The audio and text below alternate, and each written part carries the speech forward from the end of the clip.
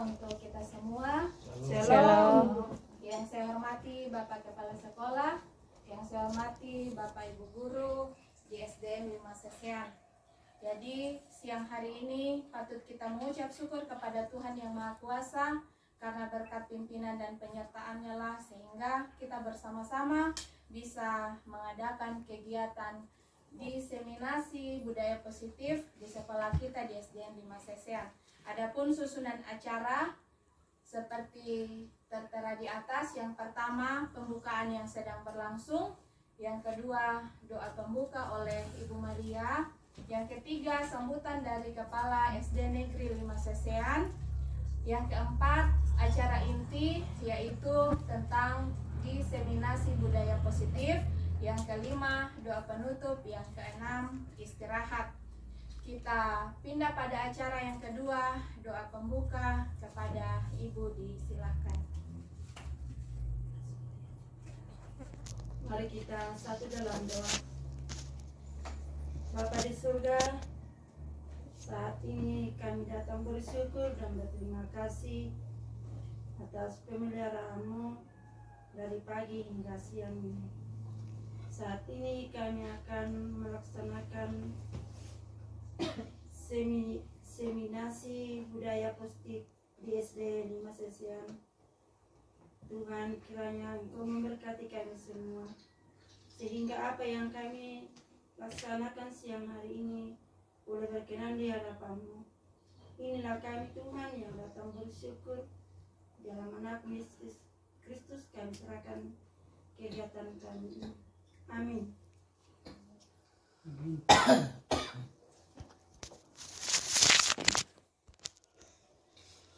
Kita melangkah pada acara yang ketiga yaitu sambutan dari Kepala SD Negeri 5 Sesean kepada Bapak Matius Sende, SPD, disilahkan.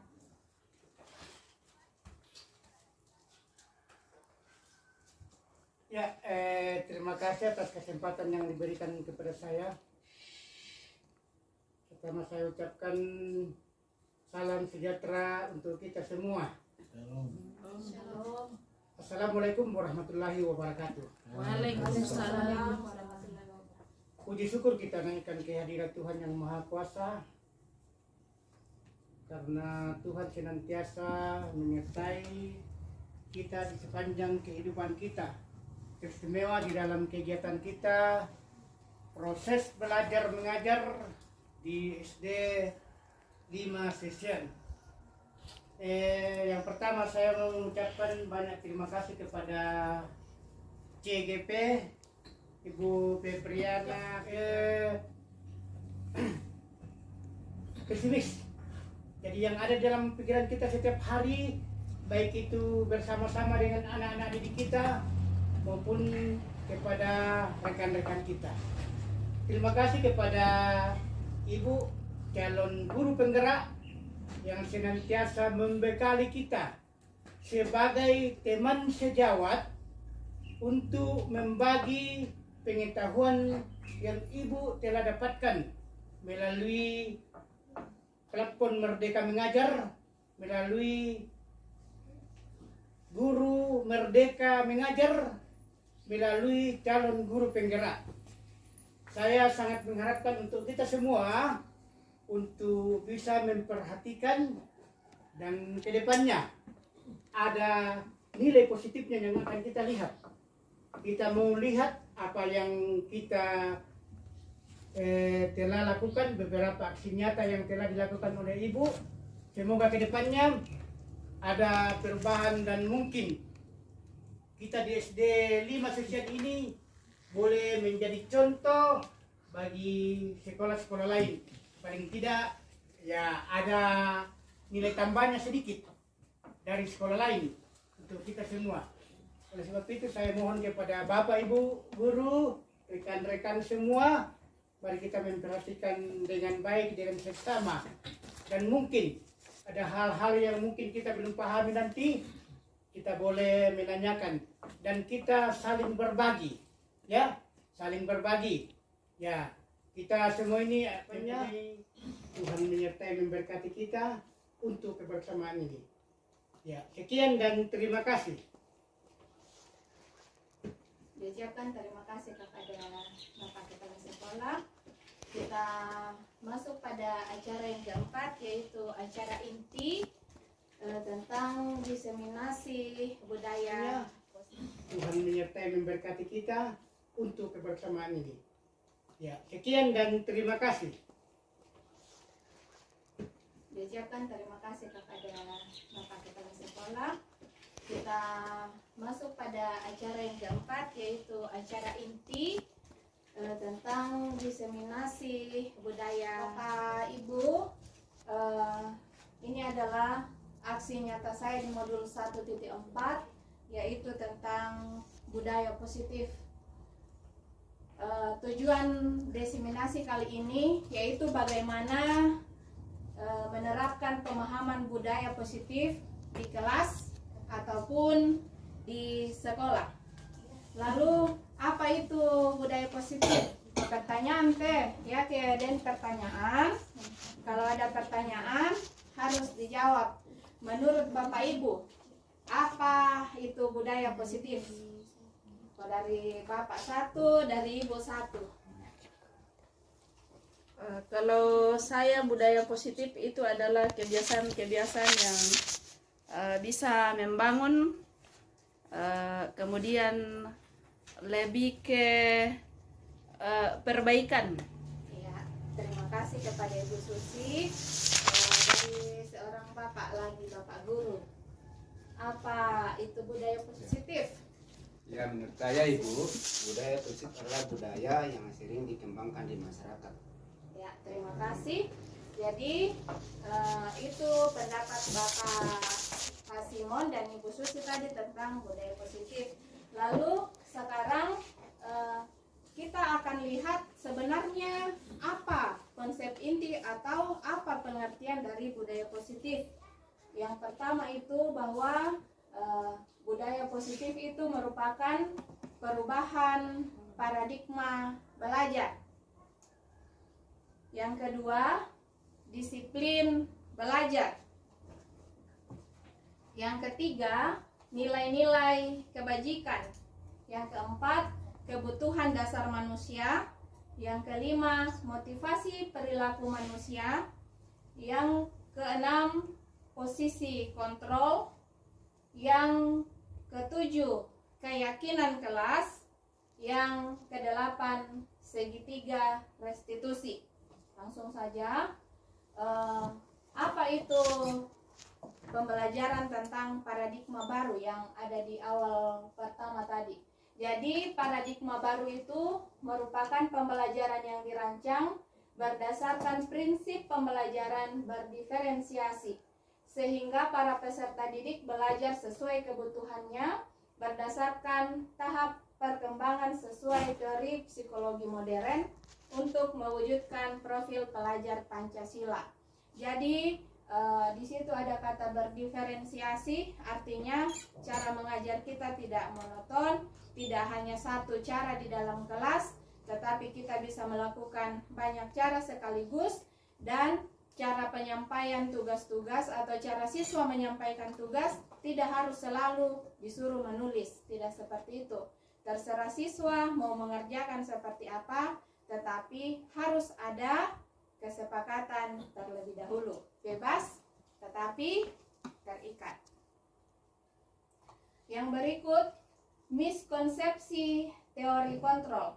Nah, selama ini kita menganggap bahwa guru itulah yang mengontrol murid. Kalau ada murid yang ribut, guru berhak untuk menyuruh dia diam. Kalau ada murid yang nakal, guru berhak untuk menghukum. Kalau ada murid yang melakukan hal-hal yang kurang baik, guru berhak menghakimi. Lalu tentang semua penguatan posisi efektif dan bermanfaat. Kemudian kritik dan membuat rasa bersalah mampu menguatkan karakter. Nah, biasanya sebagai seorang guru selama ini kita menganggap bahwa kalau kita mengkritik anak-anak atau kita membuat dia merasa bersalah, maka itu mampu menguatkan karakternya. Misalnya ada seorang anak yang terlambat atau mungkin lupa membawa bukunya, atau mungkin mungkin lupa membawa pensilnya kalau di kelas rendah, langsung gurunya memarahi, "Kau sudah tahu mau datang sekolah, kenapa tidak periksa tasmu terlebih dahulu?" Nah, itu guru menganggap selama ini bahwa kalau sudah dikritik, sudah dibuat dia merasa bersalah, maka ke depan karakternya akan berubah. Lalu yang berikut, anggapan bahwa orang dewasa itu berhak memaksa. Ini bukan cuma di sekolah, tetapi juga di rumah. Kadang-kadang orang dewasa kalau di rumah memaksa anaknya untuk makan. Kau harus makan, apapun yang ada di meja harus menghargai apa yang sudah dimasak. Atau pokoknya harus tidur siang. Itu anggapan atau miskonsepsi teori kontrol. Berarti teori kontrol yang seperti ini tidak benar. Yang berikut tentang disiplin positif. Tentang disiplin, selama ini mungkin kita menganggap bahwa disiplin itu berarti tidak terlambat, berpakaian sesuai dengan peraturan, atau yang seperti dicantumkan di dinding kita di situ. Yang sebenarnya disiplin itu dia berasal dari sebuah kata disiplina yang berarti belajar. Artinya disiplin itu bukan sesuatu yang harus dilakukan karena paksaan, tetapi kita belajar di dalamnya untuk melakukan karena kesadaran diri. Berikut nilai-nilai kebajikan. Nah, contoh dari nilai kebajikan dalam institusi atau organisasi, yang pertama itu profil pelajar Pancasila. Ada elemennya berupa beriman bertakwa kepada Tuhan Yang Maha Esa dan berakhlak mulia, berkebinekaan global, gotong royong, mandiri, dan kreatif. Lalu ada juga dari PYP dan tentang keterampilan hidup. Nah, kebutuhan dasar manusia. Tentang kebutuhan dasar manusia itu adalah segala sesuatu yang kita lakukan untuk mendapatkan apa yang kita inginkan. Ini adalah 5 kebutuhan dasar manusia. Jadi kebutuhan dasar manusia itu bukan dimulai dari atas, tetapi dimulai dari bawah. Yang pertama itu tentang bertahan hidup, yang berupa makanan, pakaian, tempat tinggal, keamanan, dan kesehatan. Lalu yang kedua tentang kasih sayang, rasa diterima, dipedulikan, berbagi, kerjasama, menjadi bagian dari kelompok. Yang ketiga penguasaan. Yang keempat tentang kesenangan, yaitu bermain, humor, antusiasme, dan kebebasan untuk tertawa. Itu kebutuhan dasar manusia yang harus dipenuhi di sekolah oleh guru kepada siswa. Nah, adapun motivasi perilaku manusia.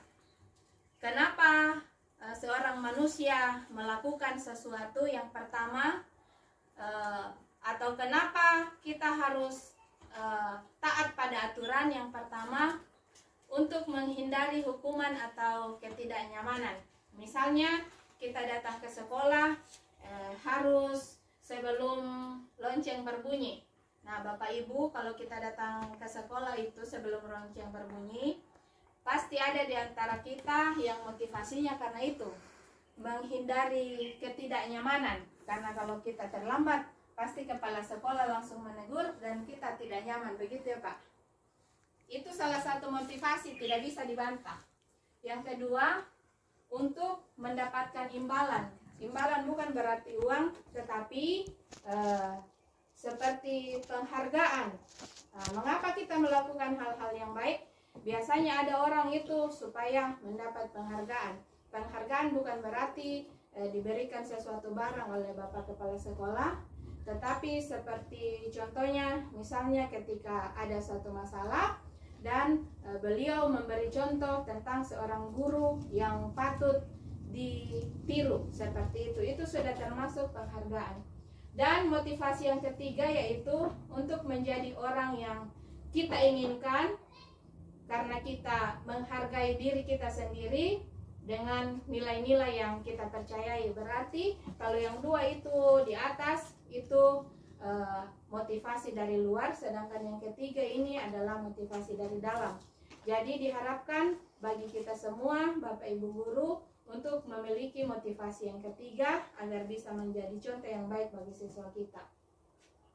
Nah, yang berikut ini tentang hukuman, konsekuensi, dan restitusi.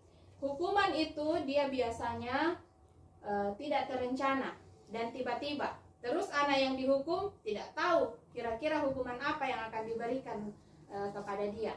Misalnya ketahuan menyontek, lalu guru menghukum. Ketika dihukum, anak-anak itu tidak tahu hukuman apa yang mau diberikan, bahkan guru pun sebenarnya tidak merencanakan hukuman apa yang mau diberikan. Langsung saja seperti itu, dan itu menimbulkan rasa ketidaknyamanan. Nah, kalau konsekuensi itu sudah dibicarakan terlebih dahulu. Misalnya, kalau kau terlambat harus menyiram bunga semua di halaman, misalnya seperti itu. Nah, murid sudah tahu konsekuensinya. Kalau terlambat pasti itu yang akan dilakukan, tetapi tetap menimbulkan rasa tidak nyaman kepada siswa. Lalu tentang restitusi.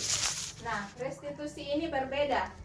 Restitusi ini bukan tentang menghukum dan konsekuensi, tapi dalam proses restitusi, guru membimbing siswa untuk menyadari kesalahannya sendiri.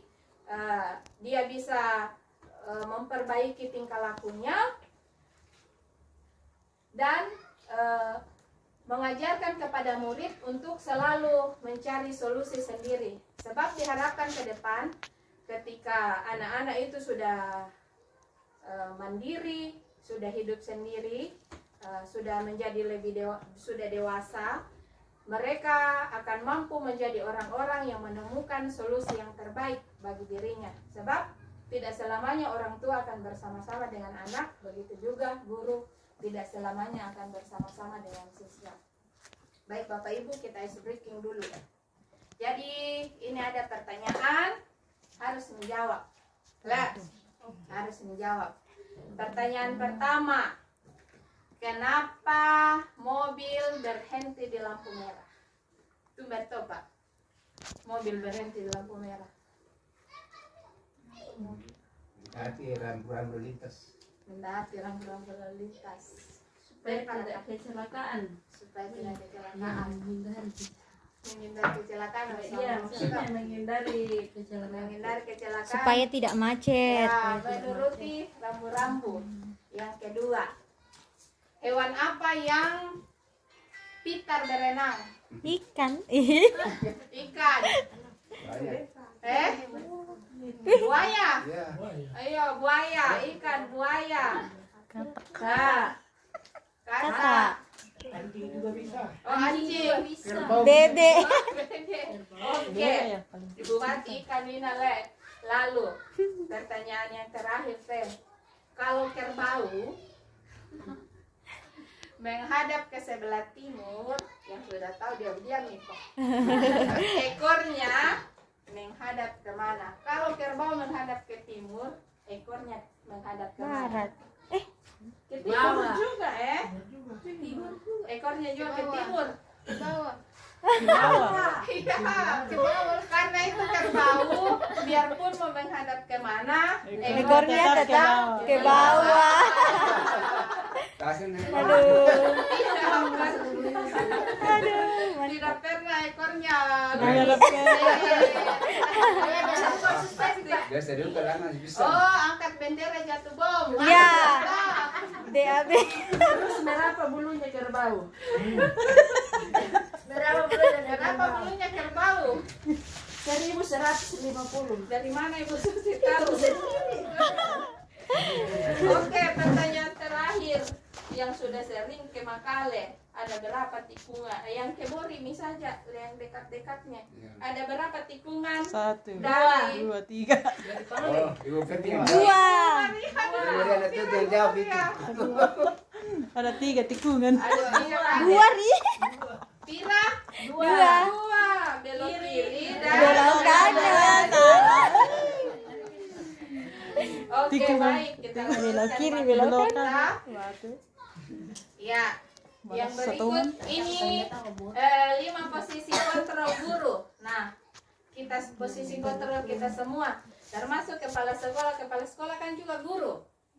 Yaitu kepala sekolahnya itu hanyalah tugas tambahan sebagai manajer seharusnya di sekolah. Nah, yang pertama itu sebagai penghukum. Yang kedua itu membuat merasa bersalah. Yang ketiga, membuat merasa bersalah, double di atas. Yang ketiga itu seharusnya teman, sebagai teman. Yang keempat sebagai pemantau.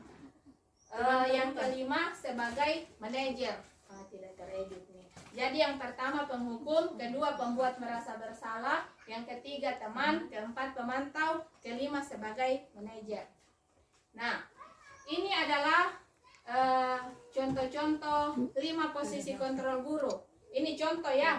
Contohnya ada contoh kasus siswa tidak memakai atribut lengkap saat upacara.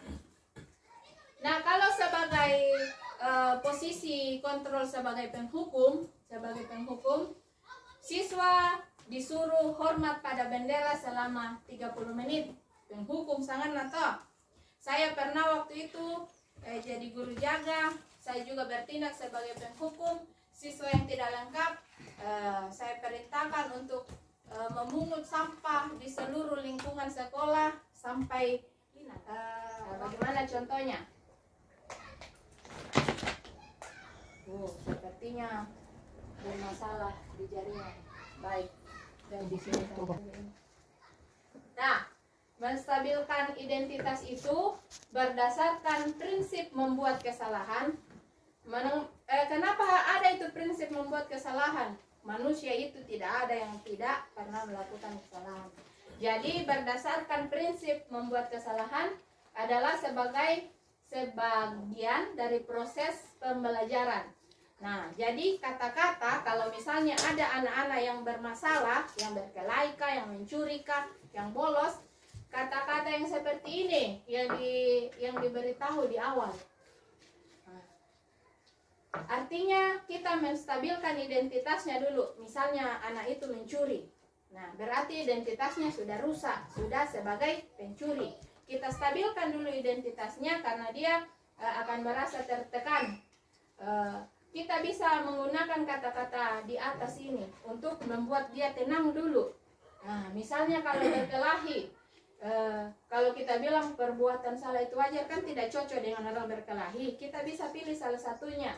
Misalnya kita bilang, oh iyo, ibu guru juga dulu toh waktu masih kecil pernah berkelahi dengan teman di kelas tuh gara-gara dorong naik. Nah, itu kita stabilkan dulu identitasnya supaya dia tahu bahwa semua orang pernah melakukan kesalahan, tetapi karena kesalahan itu tidak baik. Lanjut, Ibu Sisi. Rusak teman jaringan tidak muncul gambarnya, lewati saja.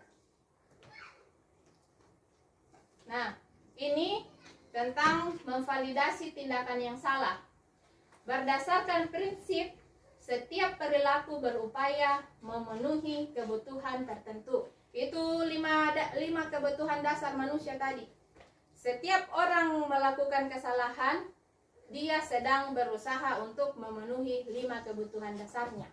Nah, misalnya kalau orang mencuri itu kan berarti kebutuhan dasar yang dia ingin penuhi di situ mungkin yang pertama ya tentang kebutuhannya.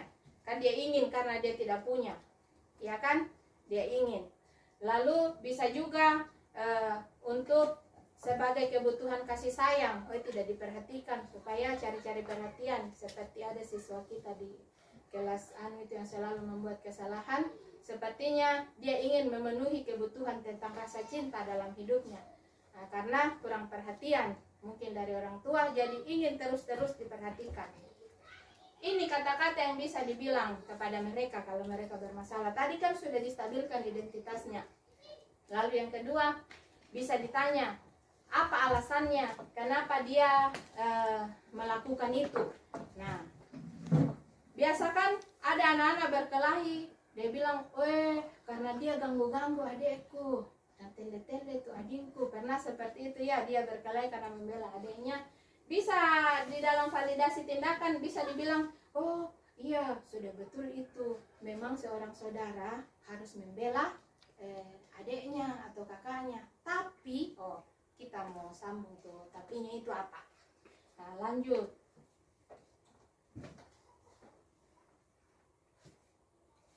Menanyakan keyakinan. Artinya ini kalau sudah dilakukan langkah ke-1, sudah distabilkan identitasnya, sudah divalidasi tindakan yang salah, sudah dibilang boleh kok marah, tapi tidak boleh dipukul itu teman. Sudah divalidasi. Yang ketiga ini menanyakan keyakinan. Dilatih, Ibu. Lanjut. Menanyakan keyakinan itu, nah seperti ini. Tapi bagaimana kita mau menanyakan keyakinan? Karena tiap kali menanyakan keyakinan, pertanyaan pertama itu sudah jelas, sudah pasti. Apa keyakinan kelas tak? Matai bang. Nah, begitu juga di sekolah Pak. Misalnya saya lupa pakai papan nama kan, hari ini tidak pakai papan nama. Bapak bisa bilang apa keyakinan sekolah kita? Oh, pasti saya langsung langsung sadar sendiri toh. Tapi apa yang kita mau tanyakan? Kita tidak punya keyakinan kelas, kita tidak punya keyakinan sekolah, berarti itu wajib, harus. Lalu itu semua apa yang kita sudah sepakati bersama dan masih banyak yang lain-lainnya. Nah, ini adalah contoh penerapan segitiga restitusi yang saya lakukan di kelas 1. Ada kasusnya. Jadi kasusnya waktu itu Gerald dia marah karena tiap hari diganggu bukunya ditarik, pensilnya diambil. Nah, Gerald kan badannya lebih besar. Sampai suatu saat dia sudah tidak mampu tahan emosinya, ditinjulah si Al. Akhirnya Al terpental, karena badannya kecil, dia jatuh, menangis. Jadi ini contoh tindakan yang saya lakukan. Nah, ada videonya, tapi mungkin jaringan tidak bisa. Jadi Bapak Ibu bisa nonton di channel YouTube saya. Di Bu Guru Febri ada di situ cara penerapan segitiga restitusi. Dan demikian untuk diseminasi penerapan budaya positif di sekolah. Kita harus ingat semua Bapak Ibu bahwa setiap anak yang bermasalah karena dia ingin memenuhi 5 kebutuhan dasar di dalam 5 kebutuhan dasar manusia dalam kehidupan. Dan sebagai seorang guru sebaiknya kita memposisikan diri sebagai manajer. Lalu yang terakhir, dalam menangani masalah sebaiknya kita menggunakan metode segitiga restitusi. Nah, terima kasih. Mungkin ada yang mau ditanyakan?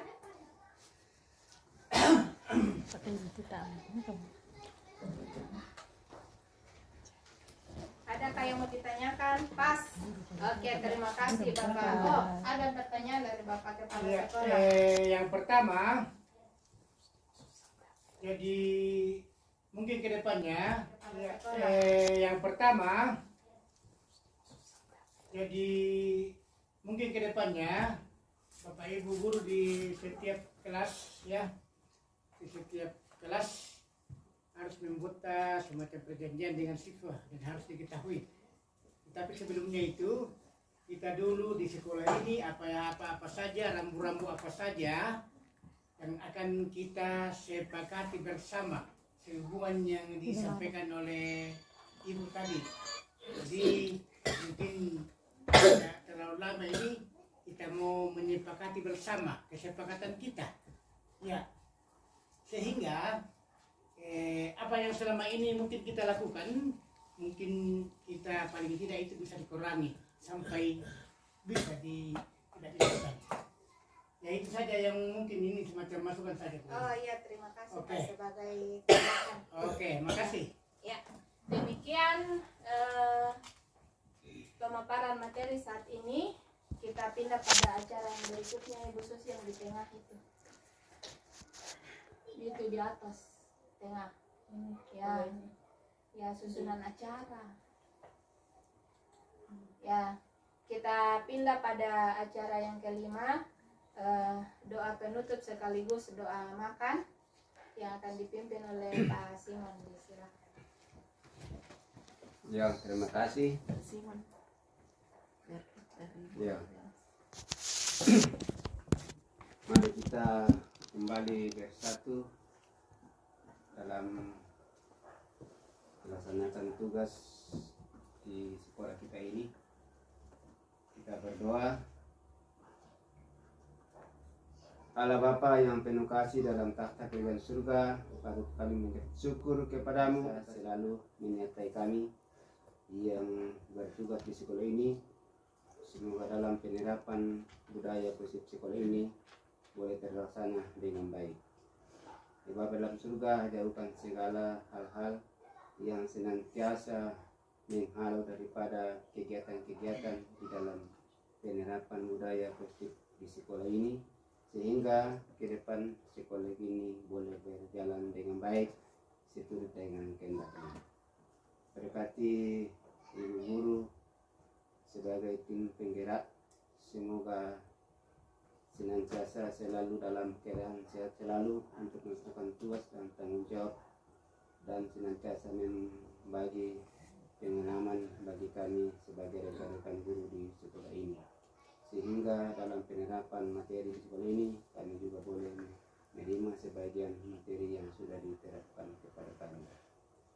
Ya Bapa dalam surga, kami juga berdoa bagi saudara kami, saudari kami Ibu Lawrence yang bersyukur atas suksesnya cita-cita selama ini yang telah didambakan, yaitu lulus P3, P3K, dan telah menerima SK di sekolah kami ini.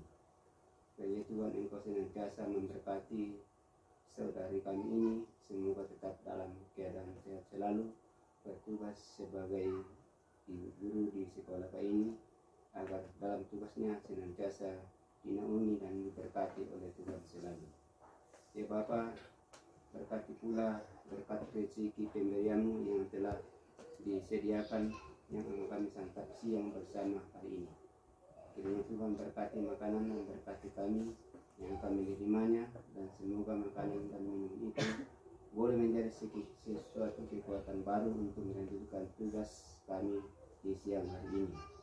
Berkati pula saudara-saudara kami yang dalam berkekurangan, semoga kami senantiasa selalu berbagi kasih agar sama-sama menikmati berkat pemberian-Mu. Sempurnakan semua doa ucapan syukur kami ini ya Bapa yang kami sampaikan kepada-Mu dengan pengantaran cucu Tuhan kami. Amin. Ya, terima kasih semua.